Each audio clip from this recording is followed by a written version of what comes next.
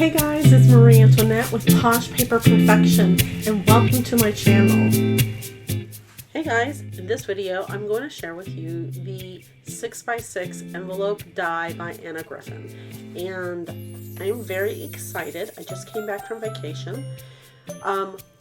You're going to see in this video me using two different magnetic pads, and I'm going to explain to you why I end up switching that. And I'm also going to be sharing with you some of the things that I liked about it, some of the things that I had a challenge with. As always, in all of my reviews, I do say how I truly feel. Now, if you don't know, if you're going to be using these dies, you're going to have to use the large magnetic mat. The small magnetic mat, as you can see, was way too small. So cutting the piece of paper for the base was a bit challenging. Nowhere in her instructions does she say how wide you need to have it. I mean, I could figure out that I needed to have it at least 12 inches tall, but eyeballing the base, I thought, oh yeah, this is going to be easy. It's going to be 12 inches tall and 6 inches wide. But the die base is actually larger than that. It's actually close to 13 inches. So you're going to have to do some geometry to get it to fit on your magnetic plate system so it can totally cut out. So here's the second time that I've done this, and now I decided to cut it 9 by 12, which then I found out that was way too wide for my magnetic plate. So I ended up cutting it down to 8 by 12. But as you can see in the video, I'm going to change the plate system because my magnetic plate, after time of, a lot of die cutting, your magnetic mat will end up spreading, okay? And when it spreads, it doesn't mean that you can't use it anymore. It just means when you're using your larger dies like this, where you have to use the whole entire plate, the metal shim and the magnetic mat are not going to be flush. So after 3 attempts of cutting my paper the correct width, I finally got it to be 8 by 12, which you can see is the full width of the magnetic mat. But still, with the die on there, it still wasn't long enough for it. I tilted it, to the right, and I wish in this video you could see the very top and the very bottom of the die to see exactly what I was talking about. It ended up cutting off some of the die.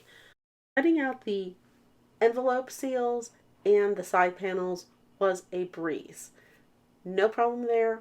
My only regret is, why did I not do it on my standard magnetic mat? I have no idea. So next time I will do that.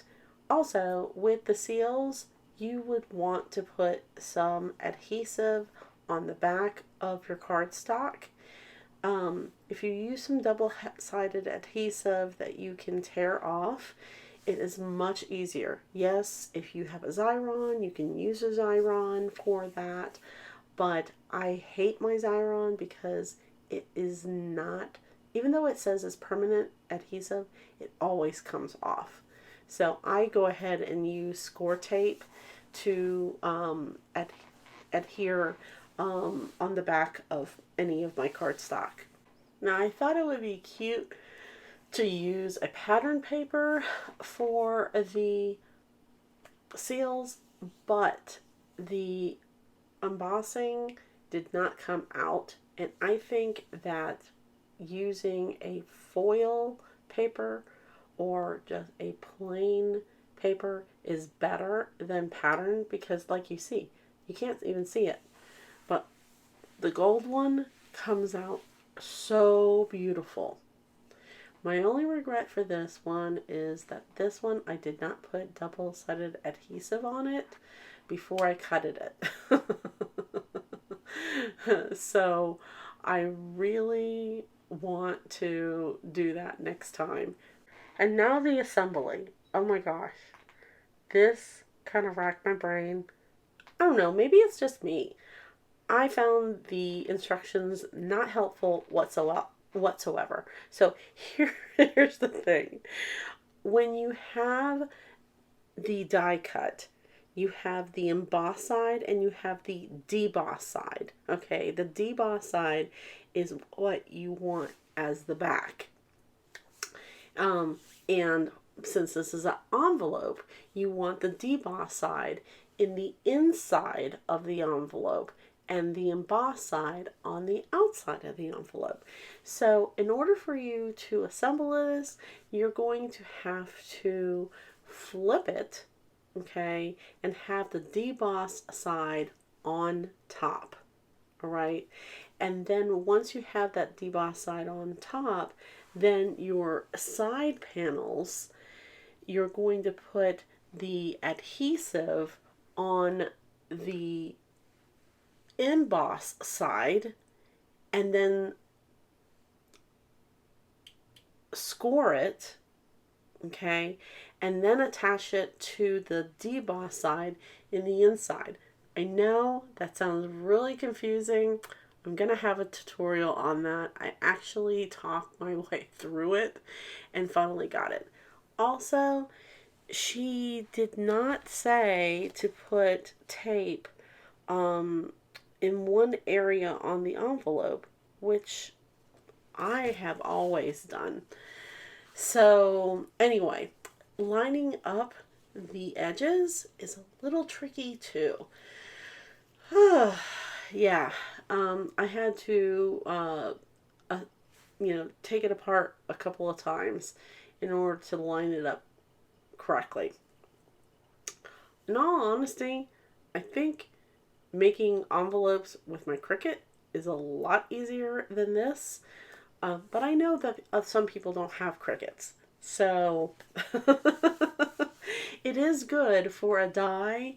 But again, my only thing about it is one, it's not all one piece, which how can you do that with a die cutting machine unless you have a die cutting machine that is that big?